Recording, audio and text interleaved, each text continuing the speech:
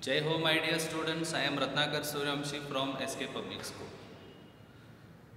See, since few periods we are learning about what is democracy and why, right?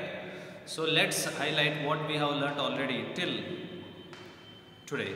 See, first we learnt meaning. One simple definition we learnt: democracy is a form of government in which rulers are elected by the people, right? So about that we have already learned. But as I told you that only this definition is not enough to understand the broad meaning, the vast meaning of the democracy, right? So because of that we started to learn about the main features, key features of the democracy, and in this already we have finished the two, right? The two main key features we have already learnt. In democracy, the power must rest with those who are elected by the people, and democracy must be based on what?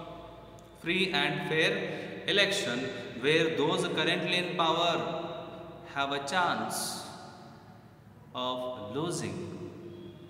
So about these two key features of the democracy we have learned.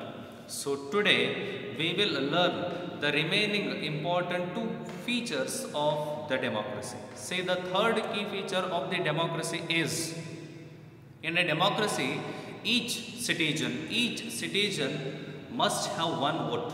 Each citizen must have one vote, and each vote must have one value, must have one ONE, one value.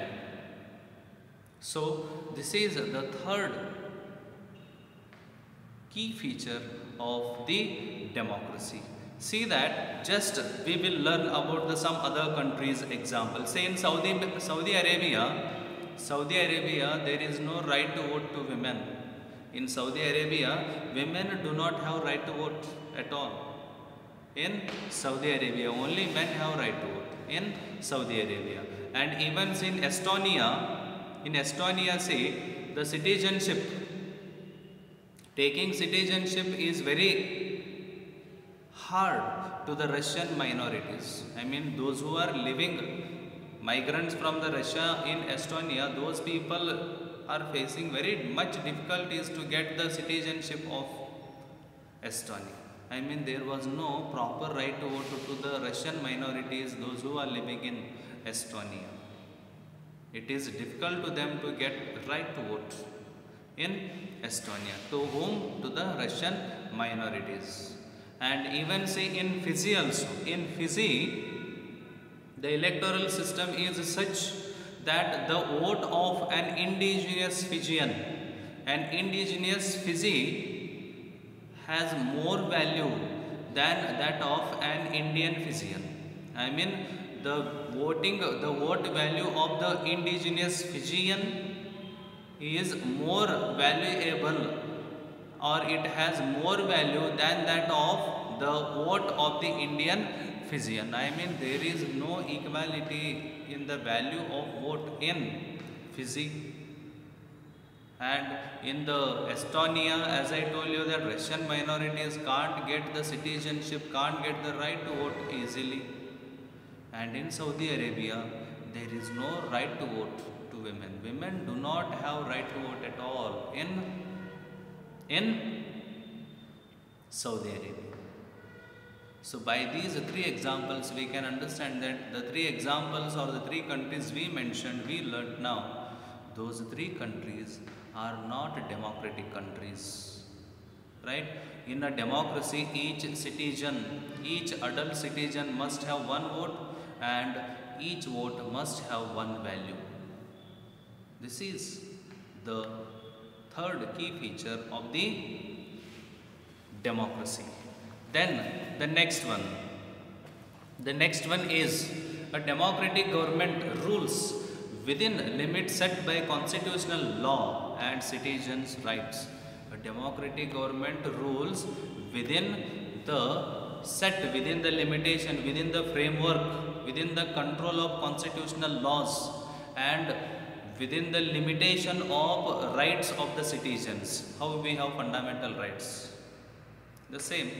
So to learn about this, also to understand the fourth concept or fourth key feature of the democracy, we will get some examples. Say Zimbabwe we will take now. Say in Zimbabwe, say Zimbabwe attained independence in 1980. When? In 1980 from the white minority, I mean from the Europeans, Zimbabwe got independence in 1980. Say since then the country has been ruled by ZANU-PF, ZANU-PF, ZANU-PF political party.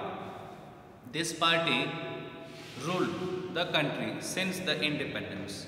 Say the party had led by a led the freedom struggle. I mean this party, ZANU-PF party, only led the freedom fight of the Zimbabwe. How in India, INC, Indian National Congress, took the leadership of freedom fight. In the same way, in Zimbabwe, ZANU-PF political party became the leader. It was a leader of freedom struggle, and its leader was Robert Mugabe. Who was Robert Mugabe was the leader of the ZANU-PF party, the party which led the freedom struggle of Zimbabwe.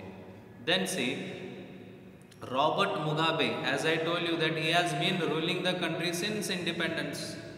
Since independence it was. And then see, elections have been held regularly. In Zimbabwe also elections were held regularly. But always who won the elections? Robert Mugabe. I mean ZANU-PF party only always won the election. And President Robert Mugabe is popular, but also used unfair practices to win the elections. I mean, he used bad practices, bad things to win the elections, Robert Mugabe from ZANU-PF party. And over the years, his government has changed the constitution several times to increase the power of the president and make him less accountable in Zimbabwe. What happened? See, his government, Robert Mugabe's government, often changed the constitution. Over the years, the government had changed the constitution many times. Why? To give more power to whom? To the president. Because who was a president? Robert Mugabe. And to make him less accountable to the people, less responsible, less answerable to the people. This was all done in Zimbabwe. And then say opposition party workers are harassed and their party meetings were banned. Opposite party workers were harassed, tortured, as well as their party meetings or their campaigns and all were completely banned or disrupted. Public protest and demonstrations against the party, against the government declared illegal. I mean people's movements against the government, demonstration, their rallies, their campaigns against the government were all banned, were all declared as illegal in Zimbabwe. Then there is a law that limits the right to criticize the president. Even he brought a law that limits the right to blame or to criticize the president. And even see that television and radio are controlled by the government and give only the ruling party's version. Television, TV as well as radio, I mean medias were controlled by the government and they were ordered, they were forced to give only the version, only the party's version, only the ruling party's version. I mean they have to broadcast the news which are in the favor of ruling party, in the favor of Robert Mugabe. This was all done in Zimbabwe. So independent newspapers, there were independent newspapers in Zimbabwe. There are independent newspapers in Zimbabwe, but the government harasses. The government harasses those journalists who write against the government. Independent journalism was there, independent newspapers were there, but the journalists, I mean the writers of the papers, editors, those who write against the Robert Mugabe or his ruling party government, all those journalists were harassed, tortured against him. The government has ignored some court judgments that went against it and has pressurized judges. What Mugabe's government did, sometime Robert Mugabe's government violated the judgments of the courts, ignored the some court judgments, as well as forced the judgments to give the judgments, forced the judges to give the judgments in the favor of his government, in the favor of Robert Mugabe. And see, the example of Zimbabwe shows us that the popular approval of the rulers is not necessary in a democracy, but it is not sufficient. Obviously, see, popular approval for the rulers is required. I mean, people should give approval to the rulers. It is necessary in a democracy, but it is not sufficient. Only casting vote, only approving that he should be the president or she should be the prime minister, only approving is not enough in a democratic countries. Why? Because popular governments can be undemocratic. Popular governments can start autocratic rule, dictatorial type of rule. This would happen. So, even say, if we wish to access or to assess a democracy, it is important to look at the elections. I mean, if we want to see that whether the country has real democracy or not, to see this, we have to assess the elections or the system of elections of that particular country. But it is equally important to look before and after the elections also.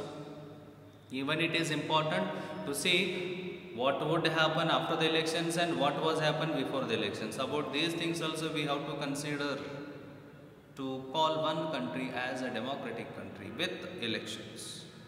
And see, there should be sufficient room for normal political activities, including political opposition in the period before election. I mean, there should be a chance to the opposite political parties also to have a fair chance to win the elections.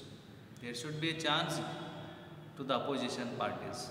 And see, this requires that the state should respect some basic rights of the citizen, which means to have a fair election, free and fair election, there is a need of respecting the citizens' rights, I mean almost fundamental rights of the people.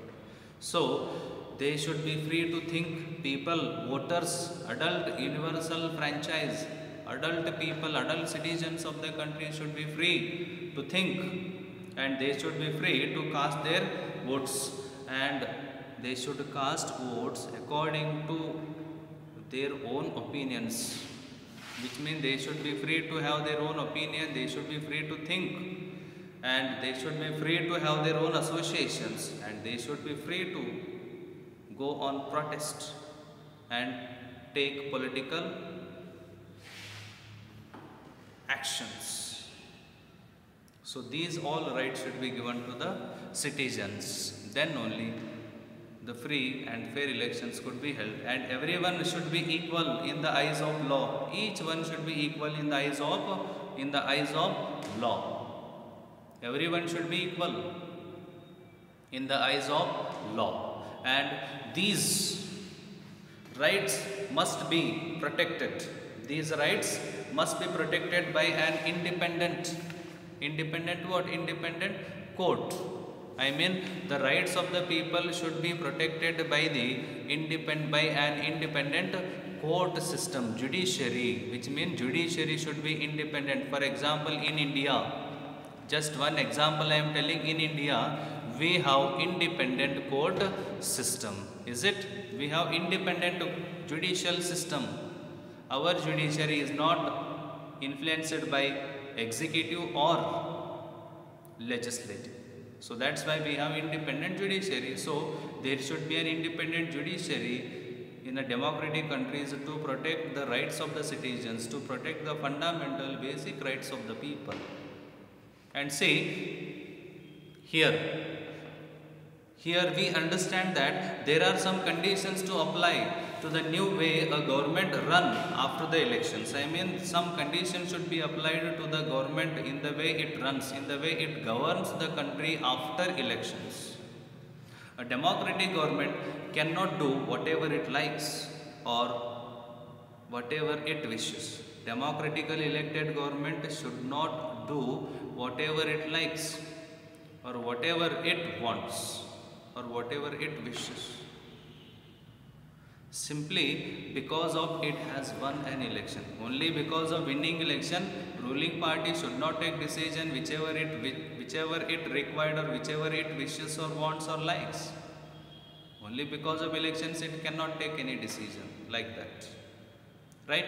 So every major, say in particularly, it has some basic rules, and in particular it has to respect, and it has to respect as well as it has to guarantee some rights to the minorities. I mean, ruling government should respect and it has to guarantee some rights to the minority communities also. And every major decision has to go through a series of consultations. Series of consultations should be done to take one decision, each important decision. For example, in India, if a government wants to bring any law, it has to be proposed, presented in either the Lok Sabha or the Rajya Sabha for the first time. Then after taking approval, it has to be sent to the another house. There also it has to take the approval. Then it is sent to the assent of the president. Then a bill becomes a law.